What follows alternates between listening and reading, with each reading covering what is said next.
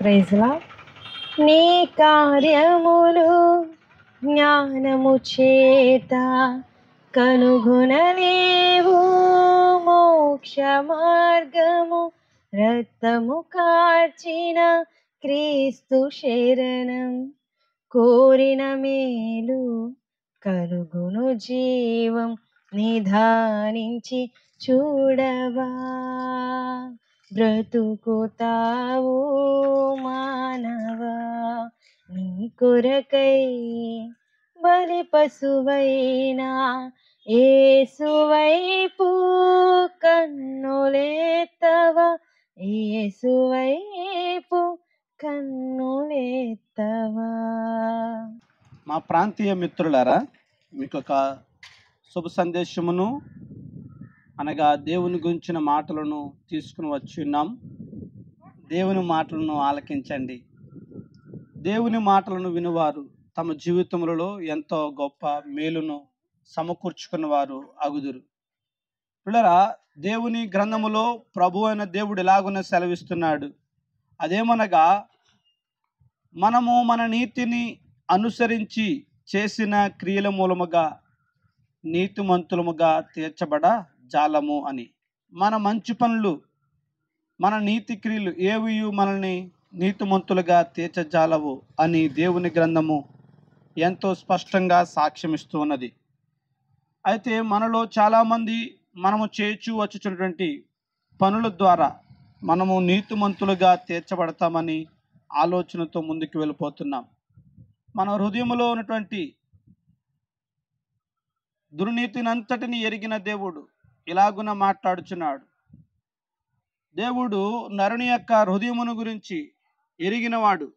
ఆయన అంటున్నాడు, నరుని యొక్క హృదయము ఘోరమైన దుష్టత్వములతో నింపబడినదని.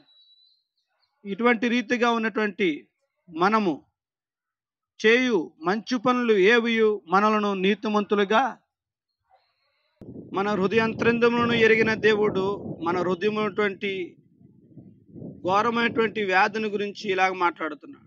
మనము అనేకమైనటువంటి విషయములలో త్రోవ తప్పిపోయిన వారిగా ఉన్నామని.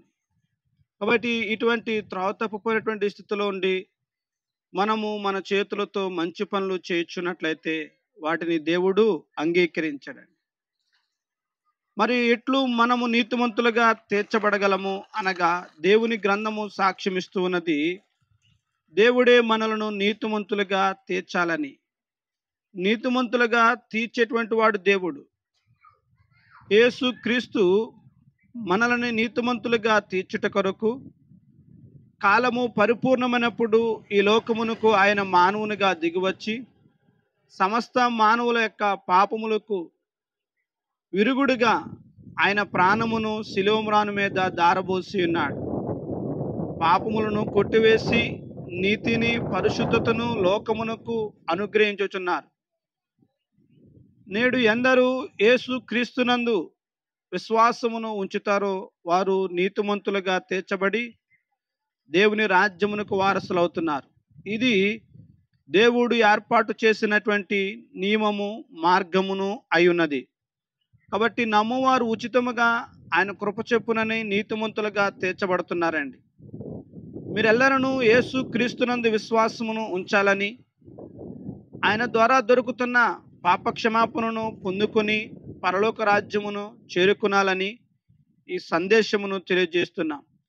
యేసు క్రీస్తు వారు కులమునకు చెందినటువంటి అంశము కాదు, మతమునకు చెందినటువంటి విషయము కానే కాదు, వేరే దేశమునకు చెందినటువంటి అంశము కాదే కాదు. దేవుడు దేశానికి ఒకరుగా ఉండరు. దేవుడు కులమునకు ఒకరుగాను మతమునకు ఒకరుగాను ఉండరు. దేవుడు అనబడేటువంటి వారు సమస్తమునకు ఒకరై ఉండాలి. సమస్త ప్రజలకు మూలమును అయినటువంటి వారిగా ఉండాలి. కాబట్టి యేసు క్రీస్తుని గురించి మీకు ప్రకటించబడుతున్నప్పుడు ఆయనలో దొరుకుతున్నటువంటి జీవమును గ్రహించండి. యేసు క్రీస్తు వారు మిమ్మల్ని ప్రేమిస్తున్నారు. ఆయన ప్రతి మనుషుని కొరకు ప్రాణాన్ని దారబోసి వారి పాపములకి విరుగుడును పాపక్షమాపణను అనుగ్రహించుచున్నారు. ఆయన నామమూలముగా పాపక్షమాపణ ప్రచురమవుతున్నది. విశ్వసించి పొందుకున్నటే మన యొక్క విధి.